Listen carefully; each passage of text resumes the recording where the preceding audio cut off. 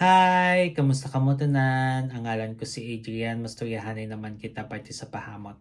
Ini nga pahamot nga luya ko istorya sa inyo subong tawag siya Chrome Aqua for Men. Iya ni siya ni Azaro. Te, panlalaki ni siya, pero kung luyak mo siya suksokon, bahala ka pag gusto ka. Kag udit wallet ni siya butang balon layo palang masimutan ka na. Te, ano ni siya klase nga pahamot?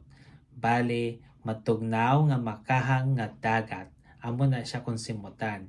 Angay siya sa mainit nga panahon. Ang temperatura nga para sa iya is between 70 to 90 degrees Fahrenheit o kung 21 to 32 degrees Celsius.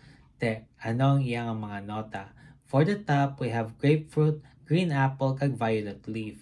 Ang grapefruit, amo na ang pait nga citrus nga masimutan mo sa sini nga pahamot. Kag may berde siya nga mansanas nga hatag simpag kaparat.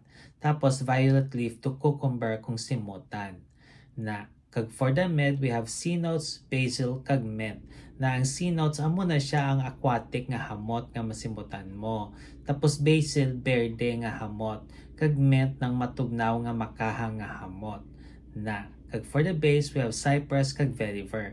Ang cypress malanga kahoy nga makita mo sa tupad sing dagat, kag vetiver kuskus hilamon kung simutan na te kabay pa nga namian kamo sa nga pahamot. Kag kung may ibang pa kamong mga pahamot nga luyag istorya sa akon, ibilin lang sa comment section. Sa dusun naman, bye bye.